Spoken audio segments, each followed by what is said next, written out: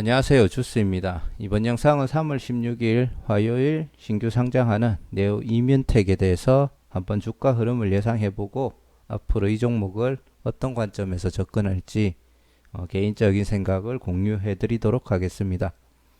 3월 16일, 17일, 18일 하루에 한 종목씩 네오 이뮨텍, 바이오다인, SK 바이오사이언스가 신규 상장을 하는데 제가 최근에 또 회사 일이 조금 많이 바빠져서 야근이 거의 매일 하다시피 그렇게 되어 있습니다. 그래서 오늘 이 종목을 못 올리면 뒤에 다른 종목들 올리는데 약간 시간이 모자라지 않을까 싶어서 지금 조금 늦게 이 영상을 찍어서 올리는 점 참고하시면 될 것 같고요. 너무 늦게 알람이 갈까봐 조금 걱정되기는 하네요. 자, 요즘에 이제 항암제 같은 경우에 한번 이야기를 해보자면 네오임문텍이 면역 항암제 중에 면역 증폭제를 만드는 제약사라고 보시면 되고요. 항암제 같은 경우에 이제 1세대, 2세대, 3세대 이렇게 넘어왔는데 1세대가 화학 항암제, 2세대가 표적 항암제, 3세대가 면역 항암제입니다. 면역 항암제 같은 경우에는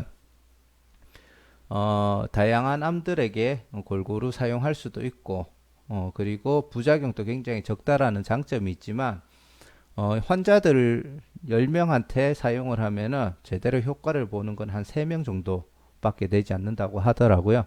그래서 이 좋은 항암제 효과가 왜 떨어질까에 대해서 많은 연구가 이루어졌고 그 결과 이 T세포라는 게 많은 환자들에게는 이 면역 항암제의 효과가 굉장히 우수하게 나타나더라는 것을 발견을 했습니다. 현재 전 세계 탑 10에 들어있는 의약품들 중에 2위와 4위에 있는 게 면역 항암제 의약품이고요. 이게 향후에는 1, 2위까지도 갈 수 있을 거라고 판단이 되고 이렇게 좋은 시장에 포함되어 있는 약품들을 개발하는 네오이뮨텍 같은 경우도 좋은 성장을 보여줄 수 있을 거라고 판단이 됩니다. 이 T세포의 수가 얼마나 이 항암 효과를 올리는데 큰 역할을 하는지에 대해서 많은 것들이 연구가 되었고요. 이 T세포 같은 경우에는 나이가 들면서 줄어듭니다. 정확하게는 이 흉선이라는 곳에서 이 세포를 생산을 하는데 20살 때부터 그 기능이 멈춤으로 해서 20살 이후에는 그 전에 생성이 된 T세포를 이제 소모를 하면서 남은 생을 살아가게 되는 거죠.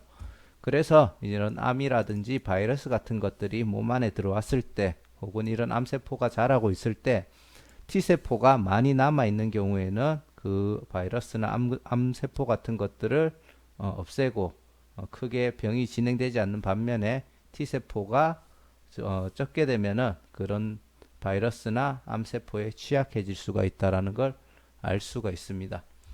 그래서 이 T세포가 그만큼 중요한데 기존에는 T세포가 만들어지면 이거를 소모를 하면서 남은 생을 살았기 때문에 암 같은 것들이 발병을 하면은 면역항암제 효과를 늘리기 위해서 이런 T세포, 남아있는 T세포들의 활동을 활발하게 만들어 준다든지 아니면 T세포의 활동을 억제하는 나쁜 세균, 바이러스 같은 것들을 억제하는 약들이 많이 개발이 됐습니다. 하지만 네오이뮨텍 같은 경우는 이 T세포 수량 자체를 늘릴 수 있는 방법을 연구 개발을 했고 현재 그거를 상품화하기 위한 단계까지 와 있다 이렇게 보시면 될 것 같습니다. 그래서 이런 부분에서 만약에 약이 확실하게 개발이 된다면 글로벌 제약사가 될 수 있을 거라고 판단이 됩니다. 네오이뮨텍 공모 정보를 보시면은 3월 16일 상장이 진행되고 5,400원에서 6,400원의 공모가 밴드가 형성되어 있었는데 훨씬 초과한 7,500원에 확정이 되었고요. 총 공모 자금은 1,125억이 되겠습니다. 청약 경쟁률이 664대 1로 언뜻 보기에는 경쟁률이 왜 이렇게 저조해? 굉장히 안 좋을 것 같다라고 볼 수 있겠지만 이 경쟁률을 기록하기 위해서 들어온 증거금을 보시면은 9조 3,375억이 들어왔습니다. 경쟁률은 시가총액이 엄청나게 컸기 때문에 7천억대 공모가 기준으로 7천억대의 경쟁률 시가총액을 기록을 하거든요. 그래서 이렇게 큰 자금이 들어왔어도 눈에 보이는 수치는 낮게 나왔다. 그렇게 보시면 되고 물론 이것도 뭐 상징적인 의미는 있으니까 아예 무시는 못하겠지만 그렇다고 너무 부정적으로 볼 필요는 없다. 그렇게 보시면 되고요. 하나금융투자 미래세대우에서 주관을 했고 환매 청구권 및 구주 매출은 없습니다. 이거는 뭐 언뜻 보시면 복잡하니까 뭐 크게 의미는 안 두셔도 되고요. 이거는 두 증권사 합쳐진 결과물이고 균등 배정이 53%, 비례 배정에 47%가 배정이 되었습니다. 그래서 이 비중을 제외하고 참여했는 건수를 보시면 하나금융투자는 68,154건이 청약을 했고, 그리고 총 100만 1000만억 13억 주 정도가 청약을 주식을 받기 위해서 신청이 들어왔습니다. 그래서 이거를 다 계산을 해보면은 하나금융투자는 17에서 18주 정도를 받았을 것 같고요. 비례 배정 경쟁률은 1113대 1 정도가 되었을 것 같습니다. 저는 하나금융투자에 풀청약을 해가지고 30주 정도를 받았고요. 미래세대우는 계산을 해보니까 균등 배정은 5에서 6주 정도 된 것 같고, 제가 몇 주 받았는지는 정확하게 모르겠습니다. 그리고 비례 배정은 1729대 1 정도가 나왔을 것 같네요. 실제로 표시된 경쟁률은 664대 1이지만 비례 배정 물량으로만 계산했을 때는 거의 1300대 1400대 1 정도까지는 나오지 않았을까 싶습니다.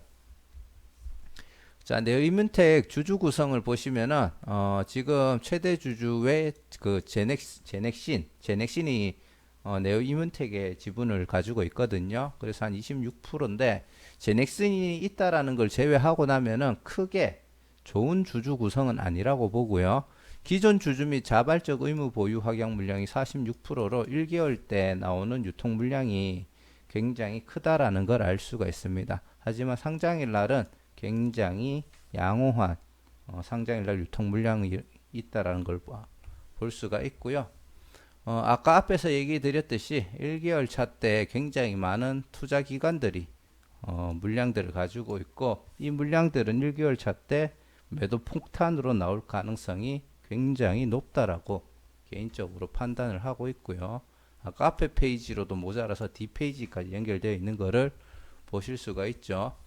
그리고 그 네오이문텍 의무 보유 확약 물량을 보시면은 솔직히 이 부분이 조금 개인적으로 의문이긴 한데, 지금 미확약 물량이 39.5%입니다. 그러면은 의무 보유 확약 신청했는 게 60.5%란 얘기잖아요. 제가 1개월 차 때 매도 폭탄이 엄청나게 나올 것 같다라고 이야기를 했는데 3개월 차 때, 6개월 차 때 보시면은 꽤나 높은 비중으로 신청을 했습니다. 그래서 전문 기관들은 1개월 때 물량들이 나오더라도 결국은 주가가 올라갈 거라고 판단을 하는 건지, 아니면은 그냥 주식을 많이 받기 위한 시도였는지, 좀 그 부분에 대해서는 개인적으로는 좀 이해가 안 되는 부분이 있고요. 상장일날 유통 물량이 약 1808, 아니죠. 1800만, 1889만, 죄송합니다. 1889만 주 정도가 있고요. 전체 물량의 19% 정도가 됩니다. 상장일날 유통 가능한 물량의 총 금액이 1417억으로 굉장히 크다라고 이야기를 할 수가 있는데, 개인적으로는 지금 이 비율이 굉장히 낮잖아요. 그래서 이 정도면은 나름 7천억 이상 가는 시가총액에서는 비교하자면은 양호한 게 아닌가, 그렇게 판단을 하고 약간 긍정적으로 보고 있습니다. 현재 매출은 전혀 발생하지 않고 있고요. 계속 신약 개발하기 위한 자금만 투입이 되고 있고, 뭐 당연한 얘기지만 계속 적자를 기록하고 있습니다. 그 미국 법인에서 넘어오다 보니까 현재 장외 거래가는 그 38 커뮤니케이션에 별도로 공개되지는 않았고, 그 장외 거래 시세를 확인하는 어플에는 일부 그 확인을 할 수가 있지만 뭐 따로 확인을 하지는 않았습니다. 현재 공모가 7,500원 기준으로 시가총액이 7,386억 정도가 되고요. 2024년도 추정 당기 순이익을 1,205억, 그리고 100만원, 1,205억 정도로 잡고 있고, 2024년도 추정 순이익의 35% 연할인율을 4년간 적용해서 2020년도 추정 당기 순이익을 362억 7,900만 원을 기록하는 기업이라고 평가하고 현재의 주가를 계산하게 되었습니다. 공모가 기준으로 PDR을 계산해 보면은 약 20배 정도 나오고 이렇게 미래성이 밝은 기업이 한 20배 정도 나온다고 하면은 충분히 괜찮은 굉장히 할인된 가격이라고도 생각할 수가 있겠습니다. 하지만 계속 얘기 드리는 게 그 T세포를 활성화시킬 수 있는 의약품을 개발하고 그거를 이제 시중에 유통시킬 수 있는 데까지 회사가 발전해야지 이 가치가 저평가가 되었다라고 얘기를 할 수 있는 부분이고요.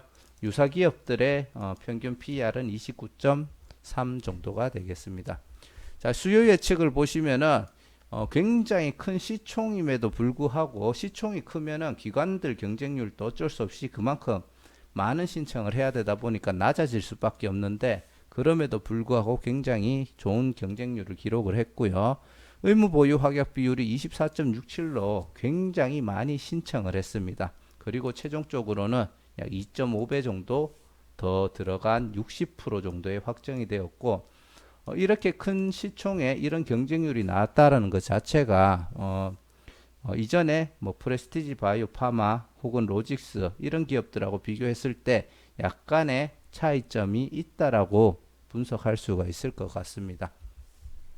자, 최종적으로 네오이뮨텍의 상장일 날 주가 흐름 그리고 적당한 수익권을 한번 계산해 볼 예정이고요. 그리고 이 종목을 향후 어떻게 볼지 한번 개인적인 뇌피셜을 공유해 드리자면 일단 최대 주주 및 구성은 나쁘다고 보고 있습니다. 수치상으로는 나쁘다고 보고 있지만 그래도 나름 제넥신도 포함이 되어 있고 하다 보니까 그런 면에서는 좀 봐줄 만하다라고 판단을 하고요.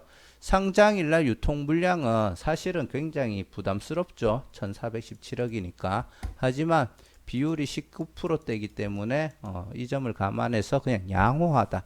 좋다 나쁘다라고 표현하기는 조금 힘든 것 같아요. 그냥 이 정도면 양호하다라고 생각을 하고 의무 보유 미확약 물량은 반대로죠. 39.95죠. 이거는 확약 물량이죠. 테마성 같은 경우에는 면역 항암제 T세포 증폭제로 의약품이 개발됐을 때 정말 이 기업의 가치는 지금 당장 계산 산출하기도 힘들 정도라고 생각을 하고 엄청나게 큰 성장을 할 수 있다라고 봅니다.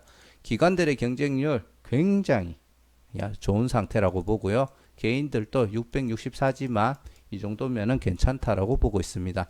공모가 기준 시가총액이 7,300억, 그 추정 단기 순이익으로 계산했을 때 현가로 계산하면은 20.35에 해당하는 PER을 기록합니다. 시장 흐름은 보통이라고 보고요. T세포 증폭제를 활용한 면역 항암제를 적용한다. 새로운 방식을 제시하는 것에 있어서 매우 매력적인 기업이라고 보고 이런 매력적인 기업들 같은 경우에는 실적이 없어도 충분히 좋은 주가 흐름을 만들어가는 데 있어서 반영이 된다고 보고요. 매출이 전혀 없는 것에 비해서 높은 시가총액이라고 생각될 수도 있지만 충분히 이 기업에 성장할 만한 가치가 반영이 되었다고 보고요. 일반적인 조건으로 봤을 때는 PB파마나 PB로직스하고는 비교도 안 될 정도로 굉장히 좋은 조건입니다. 이렇게 안 좋은 조건에서 PB파마나 PB로직스가 신규 상장일 날 그래도 공모가 대비 수익권을 다 줬거든요. 특히 PB로직스 같은 경우에는 제가 굉장히 부정적으로 이야기를 했습니다. 그래서 한 분이 댓글을 달아주셨는데 제 영상을 보고 지레 겁먹고 손절을 했다라고 하더라고요. 그리고 결국은 주가가 날아가는 그런 상황이 됐었죠. 제가 그분 댓글을 보고 결국 다시 한 번 더 그 평가를 잘못했나 싶어서 분석해 봤는데 저는 똑같은 결론을 냈을 거고 똑같이 이야기를 했을 거라고 판단을 합니다. 자, 지금 제가 네오이뮨텍 같은 경우에는 긍정적으로 보고 있죠. 자, 긍정적으로 보고 있는데 주가가 공모가 대비 충분히 좋은 수익을 줄 거라고 이야기를 하고 있습니다. 일단 결론만 보자면은 시총이 매우 크다는 점을 감안하여도 충분히 수익을 줄 수 있지만 따상은 장담할 수 없다라고 판단을 하고요. 그러면 시가총액이 너무 커져요. 1조 4천억에서 거의 거기서 30%또 올라가니까 거의 뭐 2조 가까운 금액이 되기 때문에 그 정도로 따상은 조금 힘들다고 보고 사실 최근 대형 종목의 PB로직스, 프레스티지 바이오 로직스로 보았을 때 공모가 대비 60에서 80% 정도, 그러니까 7,500원이면은 뭐 15,000원. 이건 2배죠. 15,000원 말고 한 13,000원. 한 요 정도 되겠네요. 대충 계산했는데 대충 한 요 정도 되는 그 금액대까지는 수익권을 주지 않을까라고 추측을 하고 어쩌면 이것보다 조금 더 상승을 줄 수도 있을 거라고 판단을 하고 있습니다. 기본 조건이 워낙 좋기 때문에. 하지만 아까 전에 하던 얘기를 이어서 하자면은 긍정적으로 얘기를 했으므로 분명히 일반적인 데이터는 프레스티지 바이오파마나 프레스티지 바이오로직스보다 좋습니다. 그래서 최근에 안 좋은 조건에도 좋은 흐름을 보였던 프레스티지 바이오로직스하고 비교를 했을 때 충분히 좋은 수익권을 줄 거라고 판단을 하는데 얘가 의외로 또 공모가 대비 90%에서 시작해가 쭉 하락을 할 수도 있어요. 그래서 제 의견은 제 의견일 뿐입니다. 그러니까 꼭 개인적으로 이 종목을 다시 한번 더 체크를 하시고 어떻게 대응할지에 대해서 계획을 꼭 세우시길 바랍니다. 수익을 낼 수 있는 종목이었는데 손절을 했다고 댓글로 저한테 욕하시는 거는 저는 누누이 얘기 드리지만 제 의견은 참고만 하시라고 얘기를 드리는 거거든요. 물론 그 영향을 안 줄 수는 없다라고 생각은 하지만 꼭 개인만의 판단과 개인만의 대응 방법으로 대응을 하시고 제 의견을 참고를 했든 안 했든 영향을 받았든 안 받았든 모든 판단과 결과는 본인이 책임져야 될 몫이라는 점을 꼭 생각을 해주셨으면 좋을 것 같습니다. 그래서 혹시나 싶어가지고 제가 마지막에 계속 이런 부분을 강조를 하고 있는 거고요. 매수 잔량 같은 경우 1889만 주 정도 유통이 되고 전체 물량 19%에 1417억이니까 이 점은 참고하시고 대응을 하시면 될 것 같습니다. 이제 일단 네오 이문텍에 대해서는 이렇게 개인적으로 생각을 하고 있고요. 조금 겁나긴 하네요. 또 이렇게 나름대로는 좋은 수익을 줄 거라고 평가를 했는데 또 안 좋은 흐름이 나올까봐 조금 겁나기도 하고 만약에 공모가 이하로 주가가 떨어진다고 하면은 저는 매도 안 합니다. 그냥 홀딩을 하고 저 아래쪽에서 추가 매수를 하고 한번 2년이고 3년이고 한번 지켜볼 생각입니다. 자, 이상 영상 시청해 주셔서 감사드리고요. 구독과 좋아요, 알람 설정 한 번씩 부탁드리겠습니다. 감사합니다.